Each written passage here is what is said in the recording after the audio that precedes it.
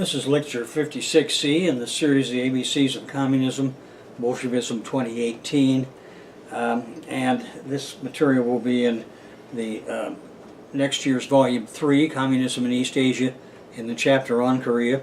Now, lecture 56C, we move on to the capitalist stage in Korea and the founding of the Communist Party.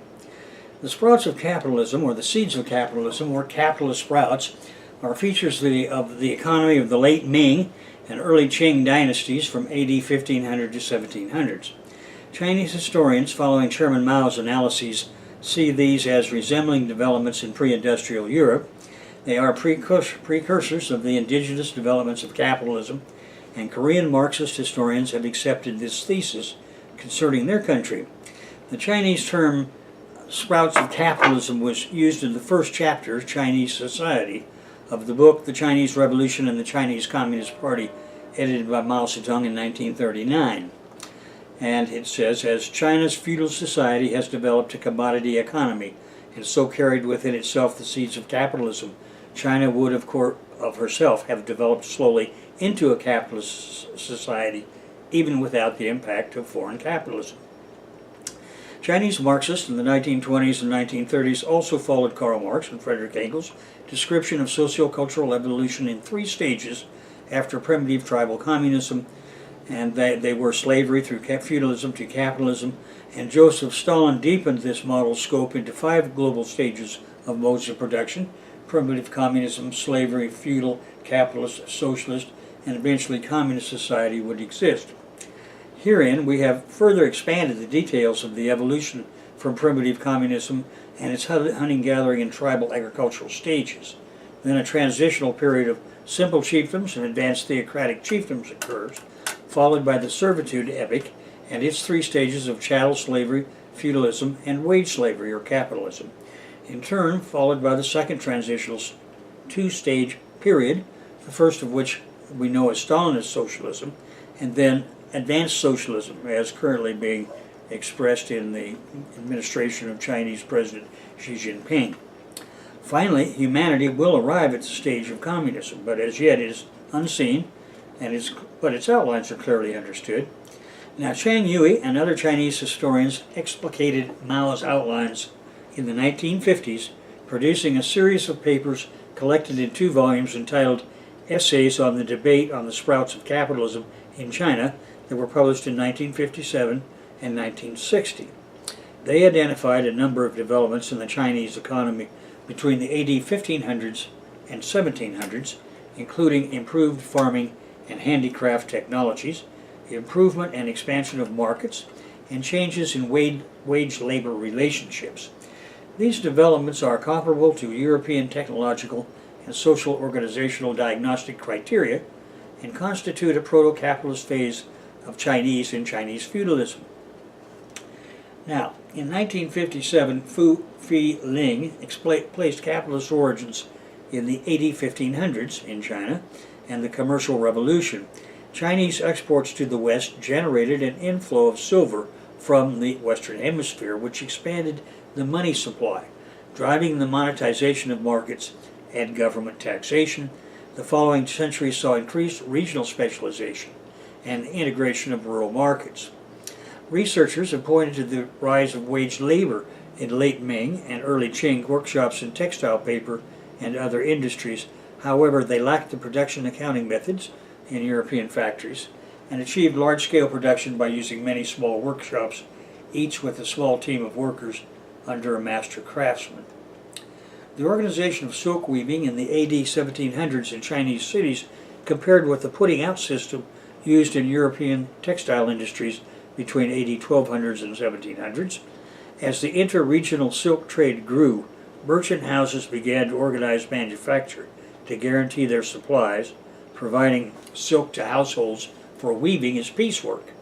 In contrast to Europe, where putting out was aimed at harnessing rural labor and bypassing the urban guild system, the Chinese system was a mechanism of spreading risk, that is, investment risk.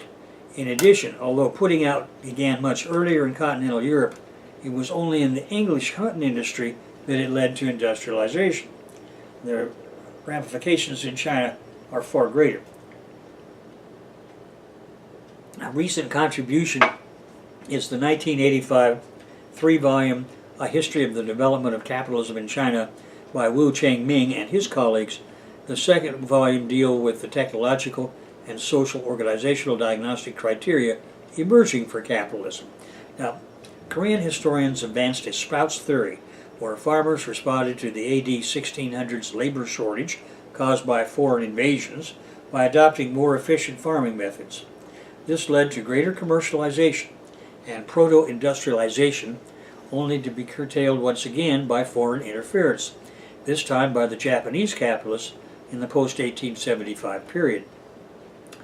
Origins researchers identify the expansion of markets with capitalism. As we have seen in 1957, Fu Yiling replaced capitalist origins in the AD 1500s commercial revolution. Chinese exports to the West generated an inflow of silver from the Americas that expanded the monetary supply, and this in turn had driven monetization of markets, and it had allowed efficient government taxation. The following century saw increased regional specialization and the integration of rural markets. Well, the organization of silk weaving in Chinese cities, as we have seen, is comparable to the putting out system in the European cities. Now, the founders of the Joseon dynasty, 1392 to 1910, imposed, this is in Korea, imposed a tribute system on a little commercialized peasant economy, collecting taxes in the form of a wide variety of products and mobilizing labor to obtain the handicrafts and services it needed. From the late 1600s to the early from the late 1500s to the early 1600s, invading armies from Japan and China shattered the command system and forced a transition to a market economy. The damaged bureaucracy started to receive taxes in money commodities and in rice and cotton textiles, and eventually began to mint copper coins and it lifted restrictions on trade. The wars also dealt a serious blow to slavery and the pre-war system of forced labor, including the serf system, and this allowed free labor markets to emerge. Markets were slow to develop, but grain markets in agricultural regions of Korea appeared less integrated than those in comparable parts of China and Japan. Population and acreage, however, recovered quickly from the adverse impact of the wars, and population growth came to a halt around 1800 after a century of demographic stagnation. Now, during the 1800s, living standards appeared to deteriorate. Both wages and rents fell in Korea, tax receipts shrank, and budget deficits expanded, and this led the government to resort to debasement of its currency. Peasant rebellions occurred more frequently, and poor peasants left Korea for northern China. Given that both acreage and population remained stable during the 1800s, and worsening living standards imply that the aggregate output contracted because land and labor were being used in an ever more inefficient way. The decline in efficiency appeared to have much to do with the disintegrating system of water control, which included flood control and irrigation. Now, the water control problem had institutional roots, as in Qing China. Population growth caused rapid deforestation, as peasants were able to readily obtain farmlands by burning off forests, where property rights usually remained ill-defined. And this contrasts with Tokugawa Shogun Japan, where conflicts and litigation following competitive exploitation of forests led to forest regulation. Now, while the deforestation wrought havoc on reservoirs by increasing the incidence and intensity of flooding, private individuals had little incentive to repair the damages, as they expected others to free ride on the benefits of their efforts. Keeping the system of water control in good condition required public government initiatives which the dynastic government would not undertake. During the 1800s, powerful landowning families took turns controlling minor or ailing kings, reducing the state to an instrument serving private interests. Failing to take measures to maintain irrigation, province officials accelerated its decay by taking bribes in return for conniving at the practice of farming on the rich soil alongside reservoirs. Peasants, that is, small farmers, responded to the decaying irrigation by developing new rice seed varieties which could better resist droughts but yielded less. They also tried to counter the increasingly unstable water supply by building waterways linking farmlands with rivers, which frequently met opposition from people farming further downstream. Not only did provincial administrators fail to settle the water disputes, but also some of them became central causes of clashes. And the same thing happened in the U.S. West, as many of you may know. In 1894, peasants protested against the local administrators' attempts to generate private income by collecting fees for using waterways, which had been built by small farmers. The uprising quickly developed into a nationwide peasant rebellion, which the crumbling government could suppress only by calling in military forces from China and Japan. An unforeseen consequence of the rebellion was the Sino-Japanese War fought on the Korean soil, where Japan defeated China, tipping the balance of power in Korea critically in her favor. Now, the water control problem affected primarily rice farming productivity. During the 1800s, paddy land prices, and it's measured by the amount of rice, fell, while dry farm prices, as measured by the amount of dry farm products, rose. Peasants and landlords converted paddy lands into dry farms during the 1800s, and there occurred an exodus of workers out of agriculture into handicrafts and commerce in the cities and towns. Despite the proto-industrialization, late dynastic Korea remained less urbanized than Qing China, not to mention Tokugawa Japan. Seasonal fluctuations in rice prices in the main agricultural regions of Korea were far wider than those observed in Japan during the 1800s, implying a significantly higher interest rate, a lower level of capital per person, and therefore lower living standards for Korea. In the mid-1800s, paddy land productivity in Korea was about half that in Japan. Now we come to the colonial transition to modern economic growth. Less than 2 decades after having been opened by Commodore Perry, Japan first made its ambitions about Korea known by forcing the country open to trade in 1876.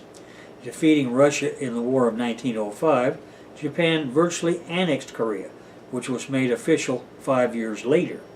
That is in 1910. So what replaced the feeble and predatory bureaucracy of the Joseon dynasty was a developmental state.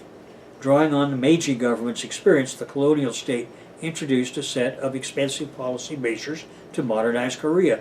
One important project was to improve infrastructure. Railway lines were extended, and roads and harbors and communication networks were improved, which rapidly integrated goods and factor markets both nationally and internationally. Another project was a vigorous health campaign. The colonial government improved public hygiene, introduced modern medicine, built hospitals, significantly accelerating the mortality decline set in motion around 1890, apparently by the introduction of the smallpox vaccination. The mortality transition resulted in a population expanding 1.4% per year during the colonial period. The third project was to revamp education, as modern teaching institutions quickly replaced traditional schools teaching Chinese classics. Primary school enrollment ratio rose from 1% in 1910 to 47% in 1943. Finally, the cadastral survey of 1910 to 18 modernized and legalized property rights to land, which boosted not only the efficiency in land use, but also tax revenue from landowners. These modernization efforts generated sizable public deficits, which the colonial government could finance partly by floating bonds in Japan and partly by unilateral transfers from the Japanese government. The colonial government implemented industrial policy as well. The Rice Production Development Program 1920 to 1933, a policy response to the rice riots in Japan in 1918, was aimed at increasing rice supply within the Japanese Empire. In colonial Korea, the program placed particular emphasis upon reversing the decay in water control. Now we come to founding the working class Vanguard. A woman named Alexandra Kim was a Korean who lived in Russia, and she was the first Korean communist. She had joined the Bolsheviks in 1916. In 1917, Vladimir Lenin sent her to Siberia to mobilize Koreans there against the white counter-revolutionary forces and the imperialist Allied expeditionary forces. In Khabarovsk, she was in charge of external affairs at the Far Eastern Department of the party.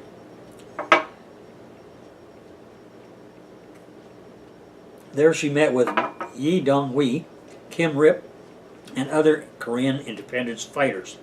Together they founded the Korean People's Socialist Party as the first Korean Communist Party on June 28th of 1918. After Lenin's 21 points doctrine announced at the first meeting of the Third or Communist International in Moscow in 1919, the Communist Party of Korea was officially founded. The Comintern authorized the CPK as the official Comintern Party for Korea at the Korean Party's secret founding meeting in Seoul in 1925. The leaders of the party were Kim Yong-mon and Pak Han-young. The Vanguard illegal disbanded on separate roads. The Japanese Governor-General of Korea banned the CPK under the Peace Protection Law, so the party had to operate illegally. Its tasks were to organize and educate industrial workers and agricultural laborers, and this was extremely dangerous. Nevertheless, the party became the Korean section of the Communist International at the 6th Congress of the Third International in August and September of 1928. After only a few months as the Korean Comintern section, factional rivalry within the party led the Comintern to disband the CPK in December of that same year, 1928. Comrades continued to work in Korea while communists, including Kim Il-sung, went into exile in China. Those in China joined the Communist Party of China. In the early 1930s, Korean and Chinese communists began guerrilla activities against the Japanese forces in Korea. Now, at war with enemy number one. Meanwhile, the Japanese colonial government used Korean slave labor on irrigation projects. It built institutions to lower the cost of labor negotiation and enforcement and required the construction of new waterways and reservoirs. Japanese overseer caps made mountains of money on slave labor and improved irrigation to grow high-yielding rice seed varieties. Completion of a chemical fertilizer factory in 1927 increased the use of fertilizer in Korea, further boosting the yields from the new type of rice seeds. When rice prices fell after 1929, in the wake of the World Depression, Jap caps followed their global cap brothers and suspended all investments in advanced production in Korea, including those in this program, in 1933. The CPK comrades in Korea organized farmer strikes, and their armed brethren attacked Jap military outposts. Despite the rice program, the structure of the colonial economy had been shifting from agriculture towards manufacturing anyway, ever since the beginning of the colonial rule. From 1911 to 1940, the share of manufacturing in GDP increased from 6% to 28%, and the share of agriculture fell from 76% to 41%. Modern innovation in manufacturing technology produced commodities cheaper per unit. This came astride the world agricultural depression that had shifted investment terms to favor manufacturing. Japan's caps had witnessed an earlier surviving dog-eat-dog recovery from the Great Depression and had money in their hands that generated an investment boom in the Korean colony. Furthermore, Korea's cheap labor, free natural resources, now combined with ruling hierarchy controls on output and investment in Japan. So, this environment attracted direct Jap cap investment in the Korean colony, and the Japanese military began to develop northern parts of Korea's peninsula as a secret industrial base for producing munitions of all sorts. As the population explosion made slave labor increasingly abundant, rents increased more rapidly than wages. Income disparity was great during the colonial period, necessitating the full imposition of Japanese fascism. Per capita output rose faster than 1% per year from 1911 to 1938, and naturally per capita grain consumption declined during the colonial period. Japan in World War II ravages Korea. Korean migration had increased after World War I and accelerated after 1930. In 1939, there were 981,000 Koreans living in Japan as immigrants. The combination of green card immigrants and press gang slave laborers brought the total to over 2 million by the end of World War II. After 1939, the conscription of Japanese males led to critical cheap labor shortages. Jap bosses forced the official recruitment of Koreans to work in mainland Japan. Initially, this was done via corrupt civilian contractors, as in the USA, and later workers were simply kidnapped. In 1942, the labor shortage increased, so the Japanese colonial thugs extended the provisions of the National Mobilization Law to include the conscription of Korean workers. These workers were forced into factories and mines on the Korean peninsula. Some large contingents were forced into the Jap puppet territory of Manchukuo to work for Jap cap bosses. Some were forced to go to Japan. Of the 5,400,000 Koreans conscripted, about 670,000 were taken to mainland Japan, including Karafuto Prefecture, which is present-day Sakhalin, now part of Russia, for civilian labor. Those taken to Japan were forced to work under appalling and dangerous conditions. However, their hours, food, and medical care were so bad that large numbers died. At least 60,000 Korean laborers died in Japan out of the 670,000 taken there from 1939 to 1945, and the total death of Korean forced laborers in Korea and Manchuria was 810,000. In 1946, some 1,340,000 ethnic Koreans were repatriated to Korea, with 650,000 more choosing to remain in Japan, where they now formed the Zainichi Korean Community. A 1982 survey by the Korean Youth Association showed that conscripted labor accounts for 13% of first-generation Zainichi Koreans. Korea at the end of the war. After liberation in 1945, the situation for Korean communists changed considerably. The country was divided into the United States and Soviet occupation zones, and the working conditions for the party were very different in the two zones. In the South, the party leader Pak Han-yong, who had been a resistance fighter, became active in Seoul upon his release in 1945, reorganized a Central Committee, of which he became the secretary. Being based in Seoul, he had limited contact with the Soviet occupation forces in the north. The Soviet Red Army liberated northern Korea in August 1945.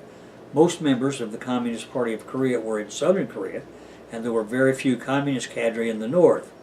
Now the Soviets began to rely largely on exiled communists who returned to Korea at the end of World War II, as well as ethnic Koreans who were part of the large Korean community in the USSR and therefore Soviet citizens, and the Koreans who had been fighting alongside the Chinese Red Army against the Japanese occupation. Kim Il-sung was such a prominent figure of the party in the northern areas. After his years as a guerrilla leader, Kim Il-sung had moved to the Soviet Union, where historians believe his son Kim Jong-il was born in 1941, and he had become a captain in the Russian Red Army. His battalion arrived in Pyongyang just as the Soviets were looking for a suitable person who could assume a leading role in North Korea. On October 13, 1945, the North Korea Bureau of the Communist Party of Korea was established. Though technically under the control of the Seoul-based party leadership, the North Korean Bureau had little contact with Seoul and worked closely with the Soviet civilian authority. The first chairman of that bureau was Kim Yong-bom, who had been sent to Korea by the Comintern in the 1930s to conduct underground activity. Kim Il-sung was a member of the bureau at its founding, and he replaced Kim Yong-bom as chairman in December 1945. Official North Korean historians later disputed this, but at any rate, after liberation in 1945, the situation for the Korean communists changed considerably, and for the better. So in the South, the party leader had his operation going on. In the North, Kim Il-sung had come to power by August of 1949 as the top Soviet-supported communist in their occupation zone. Now, Kim Il-sung wrote a book called The North Korea Bureau of the Communist Party of Korea, where he explains the details of the party leadership and its structure, and at any rate, he eventually, make a long story short, managed to overcome the Southern Party leader Pak Han-yong and his faction won out over the others. It didn't win out completely or permanently at that time, but it did win out, and eventually it would win out completely. So, what we have now is the Workers' Party of Korea organized according to the ideological system and the Great Leaders system, a theory conceived by Kim Jong-il and Kim Jong-il. The highest body of the Workers' Party of Korea is formally the Congress. However, in practice, the Congress occurs infrequently. In the next lecture, we're going to go through that in more detail, all of the structural aspects of the Workers' Party of Korea. But organizationally, it's pretty similar to other communist parties, and it has the basic same structure: Central Committee, an Executive Policy Bureau, a Political Bureau, a Standing Committee of the Political Bureau, a Central Military Commission, and so forth. And we'll go through all of that when we as we go along. Now, the Workers' Party of Korea is committed to what's called Juche, J-U-C-H-E, and at the fourth conference held in 2012, the party charter was amended to state that Kim Il-sung-ism and Kim Jong-il-ism is the only guiding idea of the party. And at any rate, we're going to go through more of that too as we go along. There is the other philosophy called Songun, that is military first, which is the second most important pillar of Korean Marxism-Leninism. The rise of Juche and later Songun was very clearly showing that the party was committed to Marxism-Leninism in every aspect of its thought, and they had adopted that to to Korean conditions. The party emblem adopted was the communist hammer and sickle, with the traditional Korean calligraphy brush. Each symbol is to represent industrial workers, the hammer, the peasant, the sickle, and the intellectuals, the ink brush. On October 13, 1945, the North Korean Bureau of the Communist Party of Korea was formally established, with Kim Yong-bon, its first chairman. The NKB-CPK remained subordinate to the CPK Central Committee, headquartered in Seoul, headed by Pak Yan-young. 2 months later, at the third plenum of the NKB, Kim Yong-bon was replaced by Kim Il-sung as its new chairman. And July 22, 1946, Soviet authorities in North Korea established the United Democratic National Front, a popular front led by the Communist Party of the DPRK, that is North Korea. The Communist Party of North Korea soon emerged with the New People's Party of Korea, a party primarily composed of communists from China. On 28th of July of 1946, a special commission of the two parties ratified the merger, and it became official the following day. And 1 month later, the party held its founding Congress, establishing the Workers' Party of North Korea. And the Congress elected former leader of the New People's Party of Korea, Kim Il-sung, as the first WPNK, that's the United Front Party, chairman, with Kim Il-sung, its appointed deputy chairman. However, despite this formal downgrade in the party's hierarchy, Kim Il-sung remained its official leader. Party control increased throughout the country after the Congress. From 27 to 30th of March 1948, the Workers' Party of Korea convened its second Congress. While Kim Il-sung was still the party's formal head, Kim Il-sung presented the main report to the Congress. In it, he claimed that North Korea was a base of democracy, in contrast to South Korea, which was dictatorial. On 28th of April 1948, a special session of the Supreme People's Assembly approved the Constitution written by WPNK cadre, which led to the official establishment of an independent North Korea called the DPRK, and that is the Democratic People's Republic of Korea, with its headquarters in Seoul for the moment, but eventually Pyongyang. Kim Il-sung was the appointed head of government of the new regime, and with Kim Il-bong heading the legislative branch. A year later, on 30 June 1949, the Workers' Party of Korea was created with the merger of the WPNK and the Workers' Party of South Korea. Kim Il-sung was not the most ardent supporter of military unification of Korea. That role was played by the South Korean Communists, headed by Pak Han-yong. After several meetings with Joseph Stalin, however, on 25 June 1950, the North Koreans invaded South Korea. This began the Korean War of the U.S.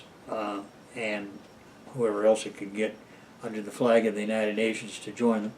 With American intervention in the war, the DPRK nearly collapsed when it was saved by Chinese intervention in the conflict. The war had the effect of weakening Soviet influence over Kim Il-sung and the WPK in the long run, but around this time the main fault lines in the early WPK policies were created and four factions formed. A domestic one, another one called the Soviet Koreans, the guerrillas of Kim Il-sung, and some Koreans from China called the Yan'an faction. In the next lecture we're going to go through more of the details of how that sorts itself out. So at any rate, this brings us to a conclusion of our lecture on Korean capitalism and the formation of the Korean Communist Party. And in the next lecture we're going to go into that in the structure of the current regime and the Workers' Party of Korea in considerably more detail.